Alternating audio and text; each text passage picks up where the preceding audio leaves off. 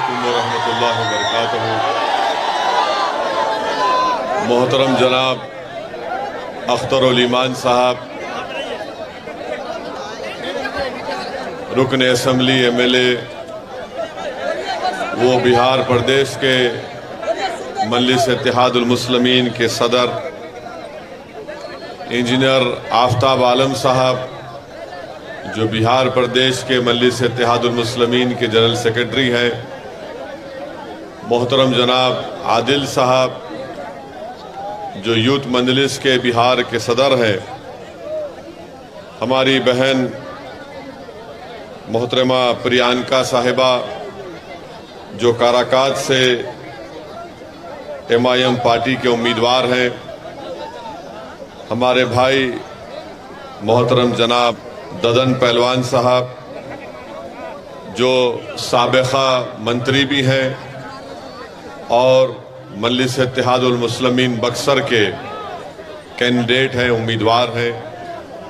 हैदराबाद से तशरीफ़ लाए जनाब माजिद हुसैन साहब, जो MLA हैं।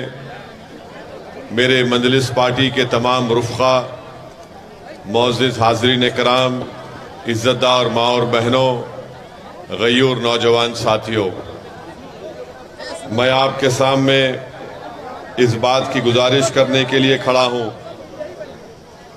कि मजलिस इत्तेहादुल मुस्लिमीन ने हमारी बहन मोहतरमा प्रियंका साहिबा को, जो ज़िला अध्यक्ष भी हैं, वो काराकाट से MIM पार्टी के उम्मीदवार हैं। और मैं आपको बता रहा हूँ कि इनकी कामयाबी ये सिर्फ पतंग छाप की कामयाबी नहीं होगी, बल्कि ये सही मानों में सामाजिक न्याय की और सेकुलरिज्म की कामयाबी होगी। आप जानते हैं कि हर सियासी पार्टी ने महादलित का नाम लेकर आवाम को धोखा दिया, समाजवाद के नाम पर मुसलमानों को धोखा दिया, कभी हिंदू एकता और सामाजिक न्याय की बातें करने वाले ये तमाम सियासी पार्टियों ने सिर्फ आपका वोट हासिल किया। और आज जब यहाँ से हमारी बहन इलेक्शन लड़ रही है, तो हम पर इल्ज़ाम लगाया जा रहा है कि हम वोट काटने के लिए आ रहे हैं। मेरा उनसे एक ही सवाल है कि आपने क्या किया काराकाट के इस पार्लियामेंट क्षेत्र के लिए। और आप जानते हैं कि जितने हमारी बहन के खिलाफ कैंडिडेट हैं, उनका एक का भी ताल्लुक काराकाट से नहीं है, बाहर से आकर मुकाबला कर रहे हैं और इल्ज़ाम मजलिस इत्तेहादुल मुस्लिमीन पर लगा रहे हैं। आप लोग इस बात से जानते हैं कि नबी नगर में एक पार्किंग के मसले के ऊपर 4 मुसलमान नौजवानों को मारा पीटा गया। यहाँ पर सोन नदी है और कोई बराबर ब्रिज नहीं है। अभी हमारे भाई बता रहे थे कि पाली का ब्रिज टूट गया।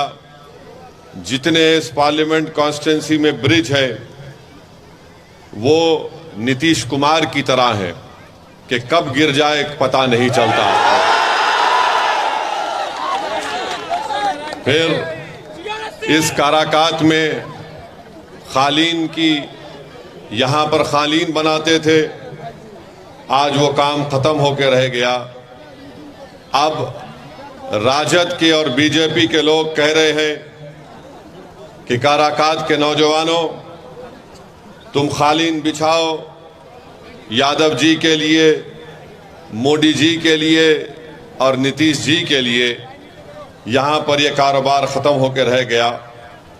फैक्ट्री थी देहरी विधानसभा में, सिर्फ कागज़ पर फैक्ट्री है, मगर ज़मीन पर कुछ नहीं आता।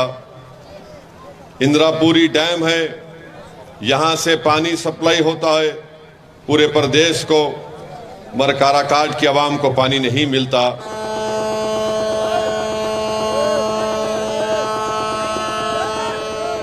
फोन, आपका फोन उठा लीजिए। यहाँ पर बंसारा गांव है, जनता को पानी नहीं मिलता, गांव में मंडी नहीं है, कोई विकास का काम नहीं हुआ। हाँ, बालू माफिया का विकास हुआ, मगर यहाँ की गरीब जनता का कोई विकास नहीं किया। कोविड के ज़माने में कई यहाँ के युवा दूर दूर से पैदल चलकर काराकाट को वापिस आए। ट्रेन बसेस नहीं थी, और जब कोविड की दूसरी वेव हुई, अस्पताल नहीं था। ऐसे वक्त पर हमारी बहन प्रियंका ने अपने घर को अस्पताल में तब्दील किया। आप बताइए, आज जो हमारी बहन के खिलाफ जितने कैंडिडेट हैं, क्या वो आपको कोविड के दौरान नजर आए? नजर नहीं आए। तो मेरे अजीज दोस्तों और बुजुर्गों, हम आपसे अपील कर रहे हैं कि 1 तारीख के दिन आप काराकाट से हमारी बहन प्रियंका को, जो मल्ला समाज से उनका ताल्लुक है, उनको कामयाब करिए। यही सामाजिक न्याय की कामयाबी होगी। और ददन पहलवान साहब जो बक्सर से MIM पार्टी के उम्मीदवार हैं, उनको भी कामयाब करिए। आपको हम यही बताना चाहते हैं कि दालमिया की फैक्ट्री बंद है, सिंचाई का कोई काम नहीं है, ट्रेन के कोई कनेक्टिविटी नहीं है, महिलाओं के लिए कॉलेज नहीं है, रोड नहीं है। अगर आप एक अच्छा फैसला लेंगे तो यकीनन इंशाअल्लाह ताला यहाँ से जब हमारी बहन कामयाब होकर जाएगी, आपके बहुत से मसाइल का हल निकलेगा, विकास होगा। बल्कि मैं आपको खुशखबरी सुना रहा हूँ कि आज शिवहर में, उस कॉन्स्टिट्यूंसी शिवहर है ना, जहां पर हमारे उम्मीदवार राणा रंजीत सिंह हैं, अभी हमको फोन पर इत्तला दी गई कि आज मतदान हुआ वहां पर, और वहां की जनता ने यह फैसला लिया कि अब के बार राणा रंजीत को अपना MP मुंतखब करेंगे इंशाअल्लाह ताला। किशनगंज की आवाम ने मुत्तहिदा तौर पर एक होकर अख्तरुल ईमान साहब को कामयाब करने का फैसला कर लिया। और इंशाअल्लाह ताला जब 4 तारीख को नतीजा आएंगे तो आप देखेंगे कि असदुद्दीन ओवैसी के साथ पार्लियामेंट में ददन पहलवान भी जाएंगे, राणा रंजीत भी जाएगा, हमारी बहन प्रियंका भी जाएंगी, और इंशाअल्लाह ताला औरंगाबाद से इम्तियाज जलील साहब भी हमारे साथ जाएंगे। किशनगंज में 26 अप्रैल को मतदान का दिन था, तो इतनी तकलीफ लालू यादव को हो गई कि मतदान के दिन लालू यादव को मालूम हो गया कि अब पूरे किशनगंज में पतंग छाप पर वोट लगने वाला है। तो बेहिसी के आलम में, परेशानी के आलम में लालू ने मतदान के दिन एक वीडियो बनाया, और वीडियो में लालू यादव ने कहा कि ओवैसी को वोट मत दो, ये वोट काटेगा, तुम किसी और जावेद को वोट, अपना वोट दे दो। लालू जी, हम आपको बताना चाह रहे हैं कि आपने बरसों MY का नाम लेकर सबकी आंखों में धूल झोंका। लालू जी, हम आपको बताना चाह रहे हैं कि आपने MY का नाम लेकर आपने सत्ता तो हासिल कर लिया, आप बरसों मुख्यमंत्री बने, फिर आपने अपनी पत्नी को मुख्यमंत्री बनाया, उसके बाद आपने अपने दोनों बेटों को विधायक बनाया, अपनी बेटी को आपने मेंबर ऑफ पार्लियामेंट बनाया, फिर आपने अपने एक दामाद को जो उत्तर प्रदेश के हैं उनको आपने सांसद बनाया। लालू जी, आपका दिल कब भरेगा बताइए? यानी आप मुख्यमंत्री बरसों, राबड़ी देवी मुख्यमंत्री बरसों तक रही, अब आपके दोनों बेटे विधायक बने, एक डिप्टी चीफ मिनिस्टर बन गए, अपनी बेटी को आपने राज्यसभा भिजा दिया, मगर लालू जी को एक बात बड़ी तकलीफ देती है कि उत्तर प्रदेश का अल्पसंख्यक समाज का मुसलमान अब राजद की लीडरशिप को कबूल करने तैयार नहीं है। वो ये तय कर चुका है कि लालू यादव और उनका परिवार ने MY के नाम पर एक समीकरण सिर्फ जबानी तौर पर लालू ने बनाया और सिर्फ मुसलमानों के वोट को हासिल किया, और उसके बाद सिर्फ सत्ता उनके बेटों को या उनकी बेटी को दे दिया गया।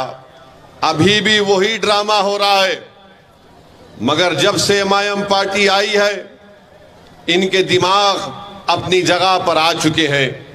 इसीलिए आज आप देखते हैं कि कल तक तेजस्वी यादव के मंच पर कोई मुसलमान नजर नहीं आता था, मगर जब से मजलिस पार्टी को आपने अपना माना और मजलिस पार्टी को आपने अपनी जमात को समझा, तब से तेजस्वी यादव को बड़ी मजबूरी के साथ एक दो मुसलमानों को अपने मंच पर बिठाते हैं, पीछे बिठाते हैं, सामने बिठाते नहीं हैं। मगर इंशाअल्लाह ताला इस पार्लियामेंट के चुनाव के बाद इनको पता चल जाएगा। मेरी इज्जतदार माँ और बहनों से मैं अपील करना चाह रहा हूँ कि यकीनन हमारी भी कोशिश यही है कि तीसरी मर्तबा देश का वजीर आजम प्रधानमंत्री नरेंद्र मोदी ना बने, और इसके लिए हम कोशिश कर रहे हैं। अब आप बताइए, अख्तरुल ईमान जब अपना इलेक्शन किशनगंज का लड़ रहे थे, जहां पर राजद का उम्मीदवार नहीं था, तो आखिर क्या परेशानी हो गई लालू को कि उन्होंने मतदान के दिन वीडियो बनाया और ये कह दिया कि ओवैसी वोट काटने आया है। ये एक बात सामने आ गई कि लालू नफरत करते हैं, राजद नफरत करती है, तेजस्वी नफरत करता है। वो नहीं चाहते कि अल्पसंख्यक समाज मुसलमानों की एक सियासी लीडरशिप पैदा हो जाए। मैं आपसे ये अपील करने आया हूं मेरे भाइयों बहनों, गयूर नौजवानों, याद रखो, तुम सिर्फ वोट डालने वाले बनोगे तो फिर हमको गुलामी करना पड़ेगा। अगर आप वोट लेने वाले बनेंगे तो आप इंशाअल्लाह ताला अपनी लीडरशिप को बनाएंगे। लोग आपके पास आकर अपनी तकलीफ को बयान करेंगे, आपके पास लोग आकर आपसे कहेंगे कि हमसे इंसाफ करो। आपने बरसों साथ दिया, कभी कांग्रेस का तो कभी राजद का तो फिर कभी नीतीश कुमार का। आज मजलिस इत्तेहादुल मुस्लिमीन एक मुतबादिल और एक ताकतवर विकल्प बनकर बिहार में उभरी है। मेरी आपसे दबन गुजारिश है कि आप अपना एक एक वोट एक तारीख के दिन पतंग छाप के निशान पर बटन दबाइए, और हम आपसे वादा कर रहे हैं कि इंशाअल्लाह ताला अगर दिल्ली में जरूरत पड़ेगी, भारत की जनता ऐसा फैसला देगी कि तीसरी मर्तबा इस देश का प्रधानमंत्री नरेंद्र मोदी ना बने, मैं आपको बता रहा हूं, वादा कर रहा हूं कि MIM पार्टी यकीनन पूरी कोशिश करके किसी ऐसे शख्स को इस देश का प्रधानमंत्री बनाएगी जिसका ताल्लुक बीजेपी से और नरेंद्र मोदी से ना हो। हम इसका आपसे वादा कर रहे हैं। मगर याद रखिए इसका ये मतलब नहीं है कि हम इनकी गुलामी करते रहेंगे। मैं लालू यादव और उनके परिवार को अपना नेता नहीं मानता। इसलिए नहीं मानता हूं क्योंकि मेरा मानना यह है कि आप में उनसे ज्यादा काबिलियत है, मेरा मानना यह है कि आप में उनसे ज्यादा ताकत है, मेरा मानना यह है कि आप उनसे ज्यादा नंबर में हैं, मेरा मानना यह है कि आपकी आबादी में उनसे ज्यादा हक है। तो जब आप हर एतबार से आगे हैं, आप कब तक इनके पीछे भागेंगे? आप बताइए कि राजद ने 22 लोगों को टिकट दिया, जिसमें से सिर्फ 2 मुसलमान हैं, बल्कि 32 टिकट राजद ने अपने 22 माले और CPI के लोगों को दिया है, उसमें सिर्फ 2 मुसलमान हैं। 17% मुसलमानों की बिहार में आबादी है और 2 टिकट दिए जाते हैं और गाली किसको देते हैं? ओवैसी को और अख्तरुल ईमान को कि ये लोग वोट काटने आए हैं। अरे तुमको सिर्फ 2 नजर आए और अपने परिवार से तुमने 2-2 अपनी बेटियों को टिकट दे दिया। तुमने 2-2 अपनी बेटियों को टिकट दे दिया। बताओ मेरे अजीज दोस्तों और बुजुर्गों, इससे ज्यादा बेइज्जती और क्या हमारी हो सकती है? आपने अभी अख्तरुल ईमान की तकरीर में सुना कि कितनी नौकरियों से हमको हाथ धोना पड़ा। हमारी आबादी में 2 करोड़ हम आबादी में और नौकरी हमको नहीं दी जाती है। तो बताओ ये कैसे इंसाफ होगा?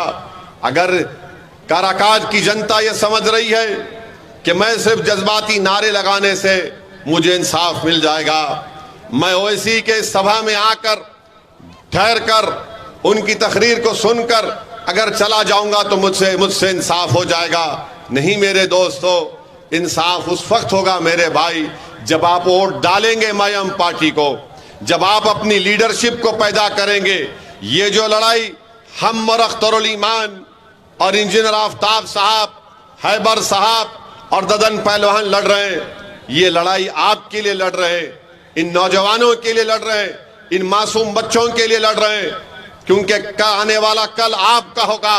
हमारी जिंदगी का भरोसा नहीं कि कब हमारी जिंदगी का शमा गुल हो जाए, मगर ये लड़ाई तुम्हारे लिए लड़ी जा रही है ताकि आने वाले कल में तुम किसी की गुलामी ना कर सको।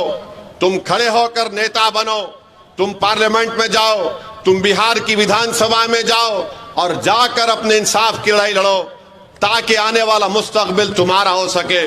बल्कि मैं बिहार के उन तमाम अल्पसंख्यक समाज के मुसलमानों से अपील कर रहा हूं, क्यों नहीं आप मुख्यमंत्री बन सकते बिहार के? आने वाले विधानसभा में हम बताएंगे इंशाअल्लाह ताला लालू को, नीतीश को, कि बिहार का मुख्यमंत्री एक मुसलमान भी बन सकता है इंशाअल्लाह ताला। हम कब तक इन लोगों की गुलामी करते रहेंगे? MY के नाम पर वोट तो हासिल कर लेते हैं, मगर बताइए आप, एक ट्रेन में रेलवे पुलिस का एक शख्स गोली मारता है ट्रेन में, तो आप देखते हैं कि मरने वाले का ताल्लुक बिहार से था। दरभंगा के बाजू मधुबनी की गांव का रहने वाला जिले का कोई राजद का नेता जाकर उस मरने वाले के घर पर जाकर उसको पुरसा नहीं देता। हम गए, हैदराबाद से गए, रहने वाला बिहार का था मगर राजस्थान में रहता था, हम वहां पर गए। बताइए आप कब तक ये नाइंसाफी का दौर चलता रहेगा? मेरे अजीज दोस्तों और बुजुर्गों, मेरे अजीज दोस्तों और बुजुर्गों, ये बड़ी बड़ी बातें करते हैं, हम ये कर देंगे, हम नौकरी दे देंगे। अरे भाई, तुम नौकरी अगर दे रहे हो तो बताओ, इतनी बड़ी आबादी अल्पसंख्यक समाज मुसलमानों की है, हमसे इंसाफ क्यों नहीं हुआ? कितने साल हुकूमत थी अख्तर भाई राजद की? 17 साल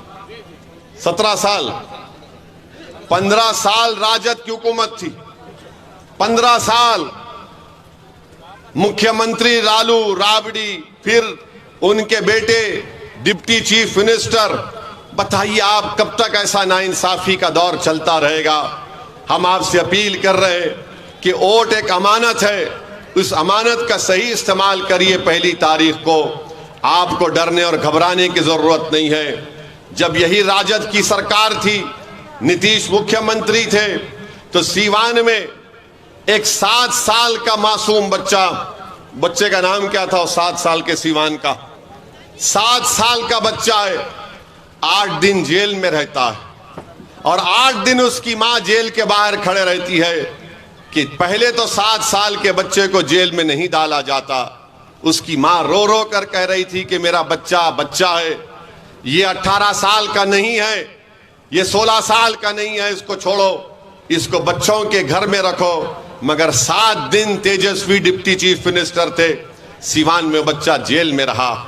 मेरे अजीज दोस्तों और बुजुर्गों, किसने आवाज उठाई? मजलिस इत्तेहादुल मुस्लिमीन ने उस बच्चे के इंसाफ के लिए आवाज उठाई। CAA का कानून जब पार्लियामेंट में मोदी की ये जालिम सरकार उठा रही थी, बना रही थी कानून, 300 बीजेपी के MP के सामने मजलिस के 2 MPओं ने 300 बीजेपी के MP के सामने कहा ये CAA का कानून संविधान के खिलाफ है, हम इसको नहीं मानते, ये काला कानून है। हमने उस बिल की कॉपी को मोदी और अमित शाह की आंखों के सामने फाड़कर उसको फेंक दिया पार्लियामेंट में। बताइए, आज मोदी कहते हैं, आज बीजेपी कहती है कि हम यूनिफॉर्म सिविल कोड लेकर आएंगे, यकसा सिविल कोड लेकर आएंगे। अपने दिल पर हाथ रखो, अपने दिमागों पर जोर डालकर अपने आप से सवाल करो कि अगर कल पार्लियामेंट में यकसा सिविल कोड या यूनिफॉर्म सिविल कोड का बिल लाया जाएगा तो क्या राजद का माले का कोई MP उठकर उसकी मुखालिफत कर पाएगा? कोई नहीं कर पाएगा। वो बोलेंगे नहीं नहीं, ये छोड़ो, तुम्हारा कोई काम नहीं, हम देख लेंगे। मेरे भाई, आप ताकतवर हैं मगर आपको अपनी ताकत का अंदाजा नहीं है। इसीलिए मेरी आपसे अपील है कि आप मुत्तहदा तौर पर अपने के कोड का इस्तेमाल करिए। और रहा सवाल हमारे प्रधानमंत्री का, मेरे भाई, आप और हम सब लोग अपनी अम्मा के पेट से पैदा हुए ना, आप और हम सब। अम्मा ने हमको, अल्लाह ने हमको खून के खतरे से एक लुथड़ा बनाया। 9 महीने के बाद अम्मा ने हमको पेट से निकाला, हम पैदा हुए। ये वाहिद शख्स है प्रधानमंत्री जो कह रहा है कि मैं बायोलॉजिकली पैदा नहीं हुआ। नाना, हंसने की बात नहीं है। उन्होंने कहा ये बात को, उन्होंने कहा इस बात को कि मैं बायोलॉजिकली पैदा नहीं हुआ। अब आप बताइए, 130 करोड़ जनता का प्रधानमंत्री है और संविधान की दफा 51 ये कहता है कि भारत के नागरिकों को अपने आप में एक साइंटिफिक टेम्परामेंट पैदा करना चाहिए, यानी एक साइंटिफिक सोच पैदा करनी चाहिए। प्रधानमंत्री कहते हैं कि मैं बायोलॉजिकली पैदा नहीं हुआ। सुनिए, अभी आपको समझाना चाह रहे हैं। 2014 में जब आए थे तो कहा था अच्छे दिन लेकर आऊंगा, कहा था ना। फिर कहा था कि भाइयों बहनों 15 लाख डालूंगा। फिर कहा था 2 करोड़ नौकरी दूंगा हर साल। 2014 हो गया, 2019 शुरू हुआ तो मोदी ने कहा मैं आपका चौकीदार, कहा था ना, मैं आपका चौकीदार हूं। फिर चुनाव हो गया तो कहा मैं आपका सेवक हूं, फिर कहा सेवक हूं। अब 24 आ गया तो कह रहे हैं कि मैं बायोलॉजिकली नहीं पैदा हुआ। अब मोदी ये कह रहे हैं कि मुझे खुदा ने, शक्ति ने किसी मकसद के लिए पैदा किया है। अब वो दिन दूर नहीं है कि नरेंद्र मोदी कह देंगे कि मैं ही सब कुछ हूं, मेरी पूजा करो। आप बताइए, नरेंद्र मोदी अगर ये कह रहे हैं कि ऊपर वाला एक शक्ति, एक मकसद के तहत उनको यहां पर पैदा किया है। मोदी जी, जब कोविड के 2 वेव हुए तो बिहार के नौजवान जब मुंबई से, दिल्ली से, हैदराबाद से, बेंगलुरु से पैदल चलकर आ रहे थे, तो क्या इसीलिए ऊपर वाले ने आपको प्रधानमंत्री बनाया था कि उनको तकलीफ पहुंचाए जाए?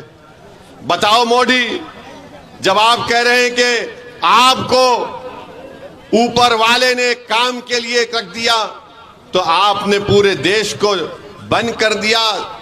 130 करोड़ जनता को नरेंद्र मोदी ने चंद घंटों की भी मोहलत नहीं दी और कहा कि भाइयों बहनों लॉकडाउन होगा। देश को बंद कर दिया मोदी ने। और मोदी कहते हैं कि मैं एक शक्ति है, मुझे किस खास काम के लिए भारत में यहां पर काम करने के लिए रखा गया। मोदी जी, आप अहंकार का शिकार हो चुके हैं, आप गुरूर में डूब कर बोल रहे हैं। याद रखो, भारत एक देश है और देश बड़ा है। नरेंद्र मोदी, तुम देश से बड़े कभी थे ना कभी रहोगे इंशाअल्लाह ताला। मोदी जैसे 56 लोग आके चले जाएंगे मगर भारत रहेगा इंशाअल्लाह ताला। भारत किसी एक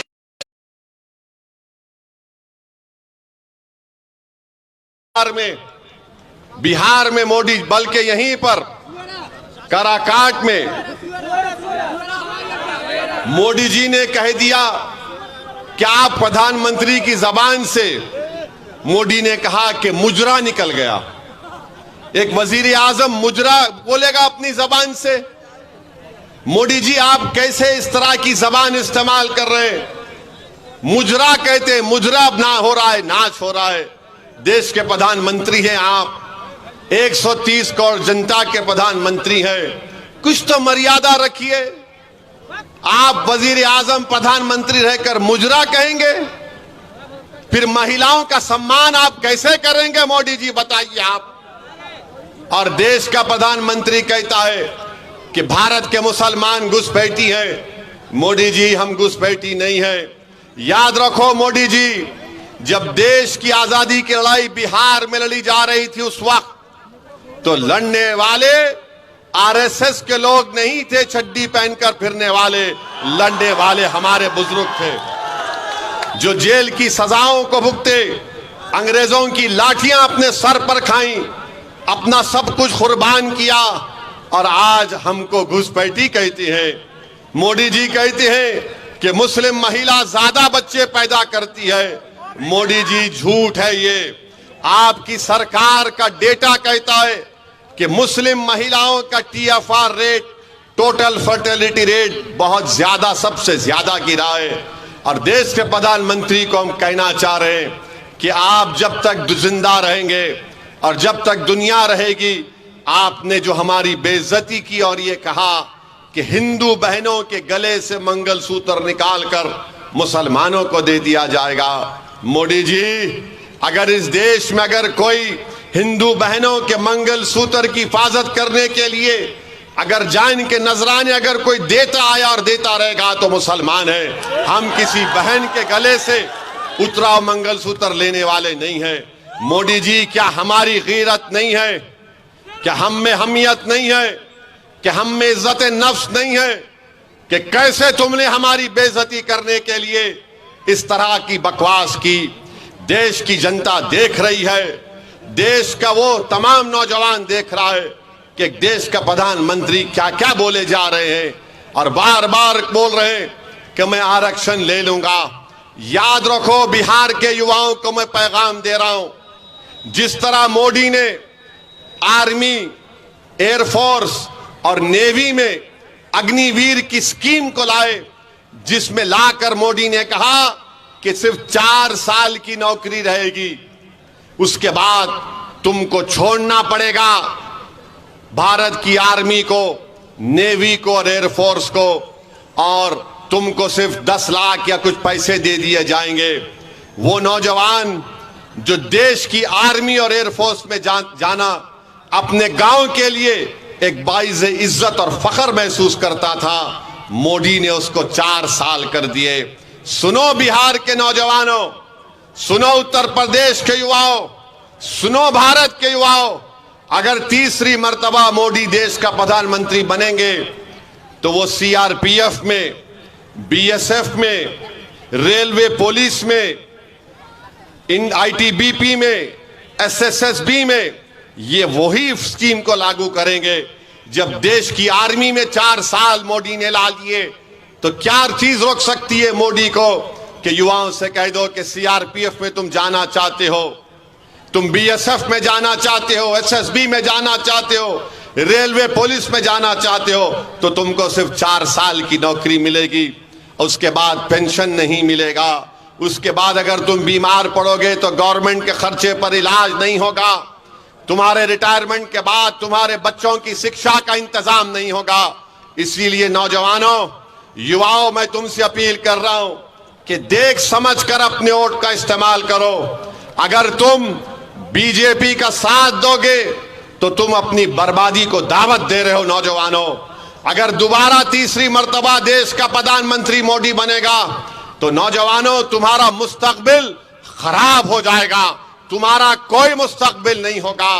क्या होगा देश में कि मस्जिद और मंदिर के नाम पर लड़ाया जाए, मस्जिद और मंदिर के नाम पर लड़ाया जाए और बीजेपी उस पर अपनी रोटी सेकते रहेगी और सत्ता को हासिल करते रहेगी। इस देश में सबसे बड़ा मुद्दा हिंदू मुसलमान नफरत से ज्यादा बेरोजगारी का है, महंगाई का है। बताओ क्या हो रहा है? ना रोजगार है, ना महंगाई कम हो रही है। और मोदी जी से आप बोलेंगे तो मोदी जी बोले, अगर आप जाकर पूछेंगे बीजेपी आरएसएस मोदी से कि ओवैसी ने अपने भाषण में कहा कि बेरोजगारी बहुत बड़ा मुद्दा है, तो मोदी बोलेंगे वो लाख डाल देंगे, लाख डाल देंगे, उसको लाख डाल देंगे।